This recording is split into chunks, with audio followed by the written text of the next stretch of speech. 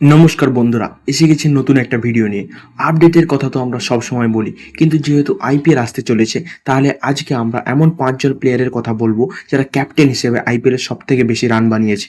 Number 5 থেকে শুরু করলে আমাদের এই লিস্টে রয়েছে ডেভিড ওয়ার্নার। আইপিএল এ তার অনবদ্য রেকর্ড রয়েছে। তাছাড়া তিনি 3বার অরেঞ্জ ক্যাপও নিজের নামে লিখেছেন। তিনি অ্যাজ এ ক্যাপ্টেন 83টি ম্যাচে 3356 রান করেছেন। নাম্বার 4-এ হলো কেকেআর এর প্রথম ট্রফি জেতানো ক্যাপ্টেন এবং বর্তমানে ইন্ডিয়ান টিমের হেড কোচ গৌতম গম্ভীর। তিনি আইপিএলে মোট 127টি ম্যাচে ক্যাপ্টেন্সি করেছেন আর তিনি 3518 রান বানিয়েছেন।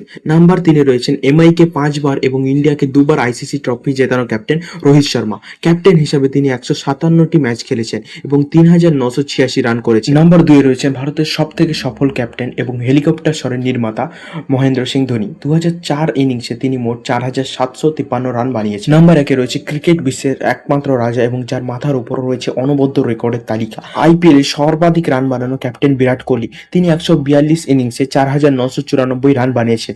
আশা করি নতুন ধরনের ভিডিও তোমাদের পছন্দ হবে এবং আজকের মতো এই ভিডিও এই পর্যন্তই। ধন্যবাদ।